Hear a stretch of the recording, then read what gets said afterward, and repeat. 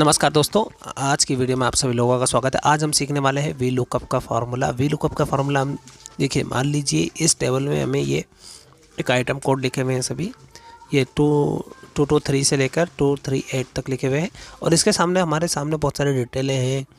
Item price है, item buying price, selling price, और हमारे पास इस दूसरी सीट 2 पर हमारे पास में हमें ये डाटा यहाँ पर लाना है, लेकिन इसमें कोई सीक्वेंस नहीं है। आइटम कोड हमारे पास आगे पीछे ऊपर नीचे कहीं भी हो सकते हैं, यहाँ पर सीक्वेंस है। अब हमें मान लीजिए कुछ एक स्पेसिफिक बहुत लंबी हमारे पास ये बहुत लंबी सीट है, मान लीजिए 1000 से इसमें सेल्स हैं, इसमें भी मान लीजिए, और हमें आइडेंटिफाई करना है कि कौन सा डाटा किसके सामने, तो कॉपी पेस्ट करने में काफ़ी समय लग जाएगा। तो इसके लिए हम लोग क्या है, वी लुकअप का फॉर्मूला यूज़ करते हैं।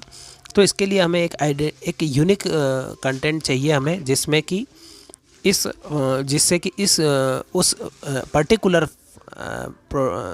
पर्टिकुलर सेल या पर्टिकुलर आइटम को हम पहचान सके कि वो किससे आइडेंटिफाई। मान लीजिए इसमें क्या है, आइटम कोड जो है पर्टिकुलर मतलब यूनिक होना चाहिए, जिससे भी हम वी लुकअप लगा रहे हैं, नहीं तो वो एरर आ जाएगा। ठीक है, तो हमारे पास यूनिक क्या चीज़ है, मान लीजिए प्राइस भी सेम हो सकती है, नेम भी सेम हो सकता है, लेकिन आइटम कोड जो है वो सेम नहीं होता है। तो आइटम कोड के सामने आइटम नेम लिखा है, तो आइटम नेम हमें यहाँ पर चाहिए कि 235 के सामने आइटम नेम क्या है। तो इसके लिए हम सबसे पहले वी लुकअप का फार्मूले का यूज़ करते हैं। तो देख लीजिए, इसको थोड़ा जूम कर लेता हूँ तो आपको थोड़ा सा अच्छा सा दिखेगा। ठीक है, यहाँ पर इक्वल टू लगाएंगे, वी लुकअप लिखेंगे, वी लुकअप के बाद में कॉमा लगाएंगे, सॉरी ब्रैकेट स्टार्ट करेंगे, फिर इस वैल्यू को 235 यानी कि उस सेल को सिलेक्ट करेंगे जो यूनिक है। अब यहाँ पर आगे लिखा है टेबल एरे। ठीक है, टेबल एरे का मतलब है कि किस टेबल में आपको ये मान देखना है। तो हम ये पूरी टेबल सिलेक्ट कर लेंगे, जहाँ तक भी आपकी टेबल हो वहाँ तक पूरी आप सिलेक्ट कर लीजिए।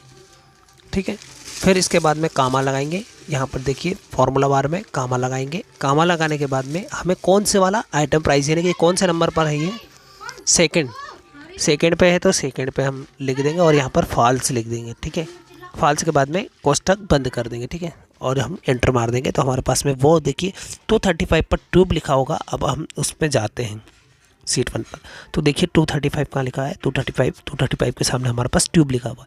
तो ये पूरा का पूरा डाटा हमारे पास वहाँ पर उठ कर आ जाएगा। इसको ड्रैग कर देंगे हम। ठीक है, ड्रैग करेंगे तो पूरा डाटा वहाँ पर हमारा आ जाएगा। देखिए आ गया।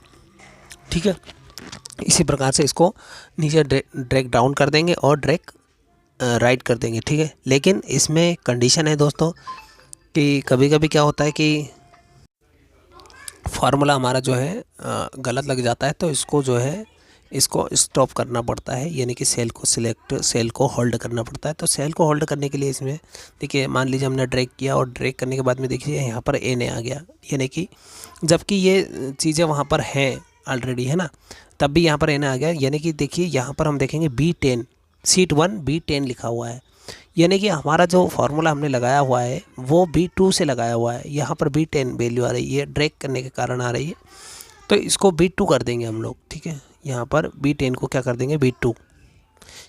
ठीक है, या तो इसको हम क्या कर देंगे, फ्रीज कर देंगे। जब फ्रीज करने के लिए B के आगे हम डॉलर का साइन लगाएंगे और B के पीछे भी डॉलर का साइन लगा देंगे। ठीक है, तो डॉलर का साइन लगाने से ये होगा कि दोस्तों ये वाली जो वैल्यू है B2 ये बदलेगी नहीं। तो B2 से लेकर के हमारा स्टार्ट होना चाहिए सर्च करना। तो B2 के बाद में हम इसको ड्रैग करेंगे, तो देखिए ये आ गया पूरा।